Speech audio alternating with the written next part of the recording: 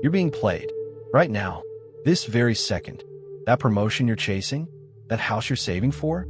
That lifestyle you're killing yourself to afford? None of it is yours. It's theirs. And they've convinced you it's what you want.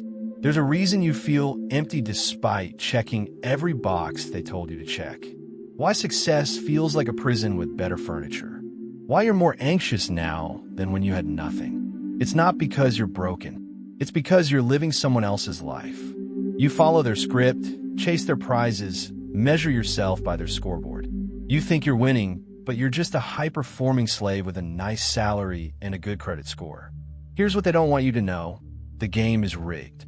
The ladder you're climbing, it leads to their ceiling, not your freedom. The success they sold you, it's designed to keep you hungry, not satisfied. Look around. How many successful people do you know who are actually happy? How many millionaires are on antidepressants? How many corner office executives are having midlife crises? They achieved everything society promised would fulfill them, and they're miserable because they won a game that was never meant to be won. They climbed a mountain that leads nowhere. But here's the secret they're terrified you'll discover. You can walk away from their game entirely. You can define success on your own terms. You can build a life that actually belongs to you. And the moment you do, everything changes. Because people who live authentically don't just succeed. They become untouchable.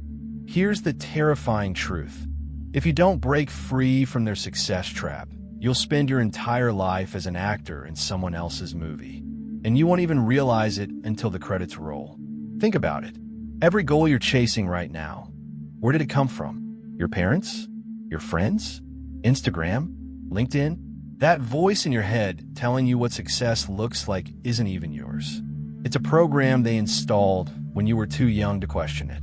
And now, you're running their software on your hardware. Here's what happens if you don't wake up. You'll climb their ladder for 40 years, only to discover it was leaning against the wrong wall. You'll sacrifice your 20s for a career that drains you, your 30s for possessions that don't fulfill you, your 40s for a lifestyle that imprisons you.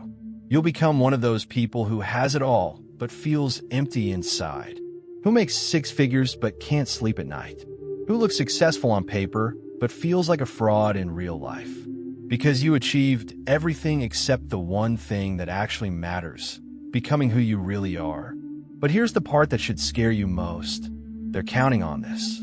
The system needs you to stay trapped. Your boss needs you desperate for that promotion. The banks need you hungry for that bigger house. The entire economy depends on you never feeling satisfied. Your dissatisfaction is their profit margin. And the moment you realize this, the moment you stop playing their game and start living your truth, you become the most dangerous person in the room. Because you can't be bought, manipulated, or controlled. And that terrifies them more than anything. Look at what the pursuit of success has stolen from you. Sundays at your parents' house turned into, I'll try to make it, but work is crazy. Your mother's birthday became a quick call between meetings. Your father's advice, once sought and treasured, now feels outdated compared to the wisdom of industry thought leaders. Meanwhile, that special bond with your younger siblings withered as achievements replaced adventures. Remember teaching them to ride bikes, staying up late telling stories, being their hero?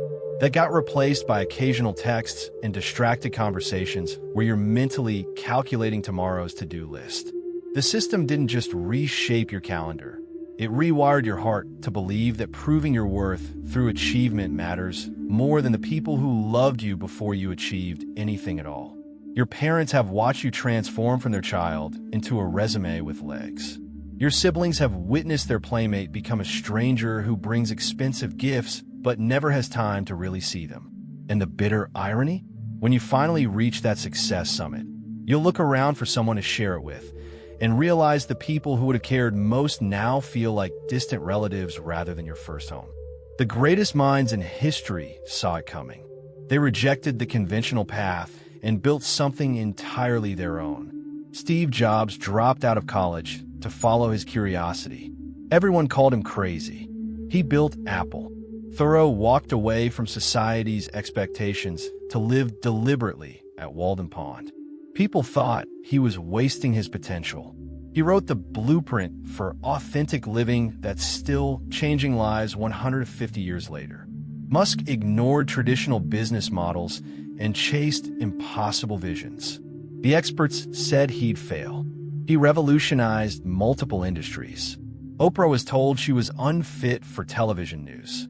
She created her own media empire instead. They understood something the rest of us missed. Following someone else's success blueprint is a guaranteed path to an unfulfilled life. But once you define success on your own terms, society stops being able to manipulate your choices. These weren't rebels without a cause.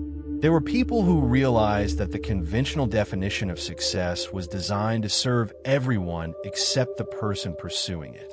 And here's what they discovered. When you stop chasing external validation and start building internal satisfaction, you don't just become successful. You become irreplaceable. Because anyone can follow a template. Anyone can climb someone else's ladder. But only you can build the life that's authentically yours. The system fears people like this. Not because they're destructive, but because they're proof that there's another way. They show everyone else what's possible when you stop playing by rules that were never designed to serve you. And once people see that alternative, they start questioning everything. That's why authentic success is so threatening. It's not just about you winning. It's about everyone else realizing they don't have to lose. You spend your whole life trying to be successful by their standards, chasing their metrics, following their timeline, seeking their approval. You've been playing a game where the house always wins and the players always lose. Now, try being successful by your own rules. Not with their metrics that measure everything except what matters. Not with their timeline that keeps you perpetually behind. Not with their approval that's designed to be withheld just enough to keep you hungry. But with your values, your vision, your definition of a life well lived. This isn't about rejecting all achievement. It's about becoming selective about which achievements actually serve you. It's about building success that feels like freedom, not imprisonment. Because here's what they don't want you to know.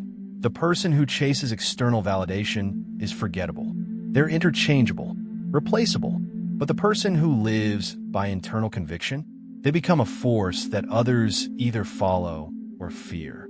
When you stop needing their approval, you stop being controllable. When you stop being controllable, you become powerful. And when you become powerful on your own terms, you become untouchable. This is the shift that changes everything. From performing for an audience to living for yourself. From measuring success by what you have to measuring it by who you become. From building a life that looks good to building a life that feels right. The moment you make this shift, you'll notice something strange. The same people who used to dismiss your unconventional choices will start asking how you did it. The same system that tried to keep you trapped will start trying to understand your secret. Because authentic success isn't just attractive. It's magnetic, and everyone can sense the difference between someone who's performing and someone who's living. Step 1. Audit your current goals. Whose voice is behind them? The loud ones chase goals they inherited from parents, society, social media. They want the promotion because that's what ambitious people do. They want the house because that's what successful people buy. They want the lifestyle because that's what happiness is supposed to look like. But authentic success starts with one question. If no one would ever know about this achievement, would you still want it? If there were no social media to post about it, no family to impress with it, no colleagues to envy it, would it still matter to you? Most of your goals will fail this test. And that's exactly the point. Because every goal that exists for external validation is a goal that will never truly satisfy you. Step 2, identify what success feels like, not what it looks like. Society trains you to recognize success visually. The car, the house, the title, the bank account. But feelings don't photograph well. Peace doesn't show up on LinkedIn. Fulfillment doesn't trend on Instagram. Ask yourself, when do you feel most alive? When do you lose track of time? When do you feel proud of yourself? Not because others noticed, but because you know you did something meaningful. That feeling, that's your North Star, not their metrics. Step 3, reject metrics that don't serve your authentic self. Every measurement system is designed to serve someone. The question is, who? Corporate metrics serve shareholders. Social metrics serve platforms. Academic metrics serve institutions. But what serves you? Maybe it's not how much money you make, but how much time you have. Maybe it's not how many people follow you, but how deeply you connect with the ones who matter. Maybe it's not how fast you climb, but how much you enjoy the journey. Step 4. Build success systems that align with your values. Most people build systems that optimize for other people's definitions of success. They schedule their lives around climbing ladders they never chose to climb. But what if you built systems that optimize for your actual priorities? What if your daily habits served your authentic vision instead of their expectations? What if your calendar reflected your values instead of their demands? Step 5. Stop explaining your unconventional choices. Nothing destroys authentic power faster than defensiveness. The moment you start justifying your path to people who are still trapped in theirs, you give them permission to judge it. Authentic success doesn't need to be understood by everyone. It only needs to be lived by you.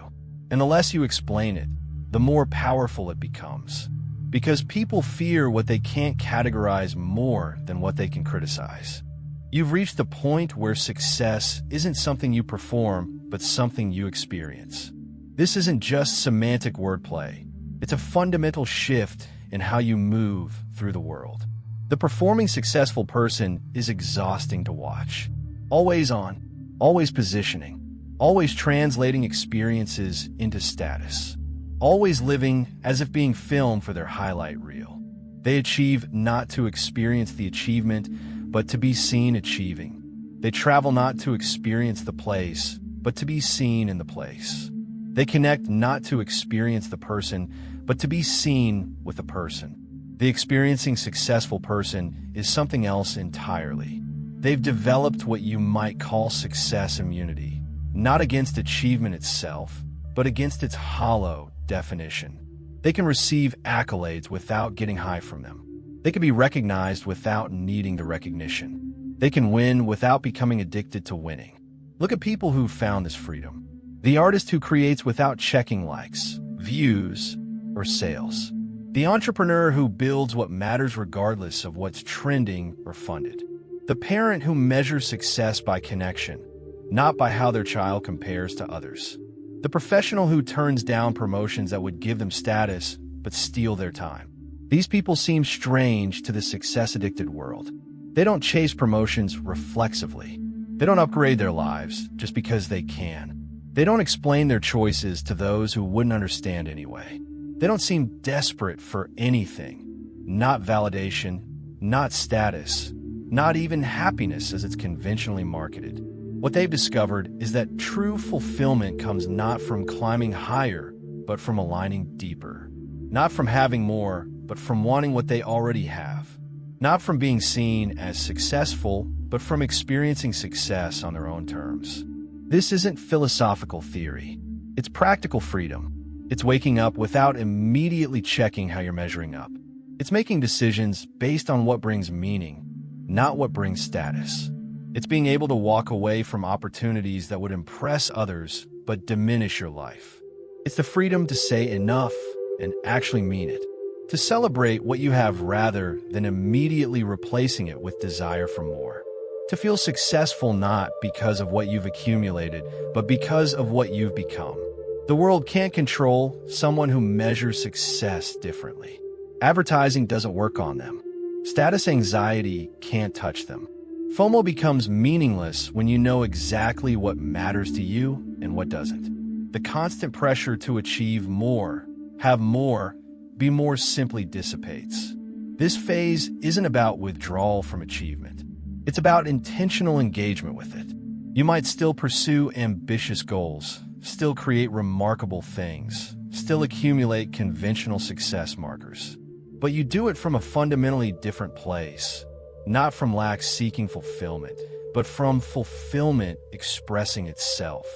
You no longer need to arrive somewhere else to feel complete. You've already arrived. Everything else is just creative expression of that completeness, not desperate searching for it. This is the quietest revolution possible, changing what enough means to you. And in a world built on never enough, that's the most radical act of all. Conclusion section. Imagine someone gave you fake money that looks real. The colors are right. The paper feels right. Everyone accepts it. But when you try to buy something truly valuable with it, you discover it's worthless. That's exactly what's happened with success in your life. You've been collecting what looks like success. The fancy job title, the big house, the expensive car, the likes on social media. It all looks real. Everyone treats it as valuable. You've worked hard to get it. But when you try to use this success to buy what really matters, happiness, meaning, peace, joy, nothing happens. The transaction fails because what you're holding isn't real success. It's fake. The most dangerous fake isn't one that looks obviously wrong. It's one that looks almost exactly right. That's why the success lie is so powerful. It looks just enough like real fulfillment to trick you into wanting more. The happiest people aren't those with the most impressive-looking success. They're the ones who learn to spot the difference between fake success and real fulfillment, who know what actually makes their life better, not just what looks good to others. What if you became really good at spotting fake success? What if no one could trick you anymore into trading your precious time for things that look valuable but aren't? Someone fooled by fake success asks, "Will this impress others?" Someone who can spot real value asks, "Will this actually make my life better?" The big truth isn't that you've been chasing the wrong things. It's that you've been paid in money that can't buy what matters. You thought if you just collected enough fake success, it would somehow turn real. But that's never how it works. This doesn't mean all normal success is bad. Sometimes a good job or a nice home really does improve your life. But it means knowing when you're being offered fake value, achievements that look good but don't actually make your life better. Spotting fake success changes everything. You stop wasting your energy on things that only look valuable. You start investing in what actually makes your life richer. You judge opportunities not by how impressive they sound, but by what they really add to your life. What real happiness have you missed because it didn't come packaged as success? What genuine joy have you walked past while chasing things that only look important? What true richness waits for you beyond the fake success you've been collecting? The system needs you to keep believing in fake success, to keep confusing looking successful with being fulfilled, to keep trading your limited time for things that buy nothing that truly matters. But your life is waiting for you to recognize real value, to stop being fooled by impressive-looking fakes, to measure wealth not by how much stuff you have, but by how deeply you can enjoy your life. The wisest people aren't those with the biggest piles of fake success. They're those who learn to tell the difference between real and fake value, who refuse to trade their irreplaceable time for things that can't buy anything real, who chose genuine experiences over impressive appearances. Your life isn't about collecting the most convincing fakes. It's your chance to experience real richness on your own terms. The lie ends when you learn to spot real value and have the courage to say no to even the most convincing fakes. This is your life. Only you can decide what's truly valuable to you. Okay, do like and subscribe to my channel. It motivates me.